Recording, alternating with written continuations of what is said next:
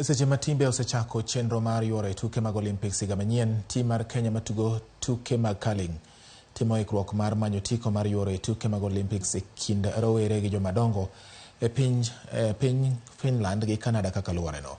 Tim maduong' biro wuok chon mar yudo thuolo mar timo orako e piny mar Canada. James Opondo nigi ler mathoth. Tim Kenya matugo tuke mag curling biro keto pachgi tuke mag ng'ado tiko mag tuke Olympics, kama biro bedo thuolo mokwongo ne Kenya yuoro Olympics okalo kuom tugo mar curling. Timno moting'o rawere kod jotugo madongo osebedo ka timo orako e magawa mapanari manigi lap mar baraf mituge tugo mar curling. Higa mokalo jotugo ma wakeni notieko thuolo mar adek e tuke mag Pan Continental Tournament mana bang' timo orako kuom jumbe ariyo. Laventa Uguta ma en kocha mar timno lero ni lony magiseyudo tuke mag pinje maoko biro konyogi timo maber piny mar Canada. Sani at least ne wantiere gi experience chon chanyoga mokalo no onge experience, non very green to sani tiere experience koro kaka neno kaka team chal wanyalo yudo medal, wanyalo tieko e podium finish. Kama wa train ok ber ahinya, ice ni en ice ma quality ne ok ber kendo bende pap tin.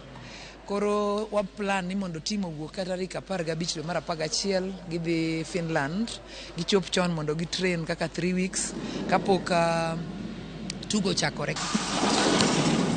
Tim mar rawere biro ng'ado tiko mar tugo Olympics mibiro bage piny mar Korea higa manyien. Ponono nigi yuoro e tuke mag rawere mibiro bage piny mar Finland giko higani. Kang'iye to Kenya nyalo bedo bracket mar medal, mano mar adier nikech last time ne wadhi ka ok wang'e gini kabisa, but at least ne watemo. Kaluwore gi kaka ne wadhi ok ne wabudho ahinya, but ne watemo. Ne wayudo puonjruok mathin, but nyaka sani pod wa need puonjruok mang'eny, ineno.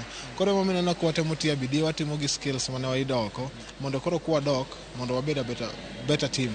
But kaka wang'iye ni kwadok chon mwa train, wayudo training mar 1 month nyaka waduogi medal.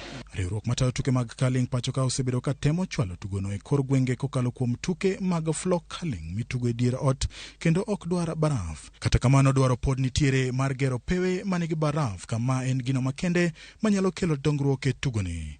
Wanyalo chako gi chon ka watindo, wanyalo paro ni wanyalo timo maber sana e pinje maoko gi ka wadhi, wanyalo kilo ne Kenya medal mang'eny. Koro kaka neno tugoni en tugo manchako chakore, but nitiere potential mang'eny ahinya ma nyithindo show kata joma dongo ka go gini ma wanyalo yudo ice maber gi tiegruok malong'o, wanyalo timo maber ahinya. Jero biro tim rawere mokwongo ng'ado tiko mar tuke Olympics ka Kenya ni kod geno ni gibiro ng'ado tiko kendo biro tim mar ariyo mabiro tugo Olympics kowuok e pinje mag Afrika.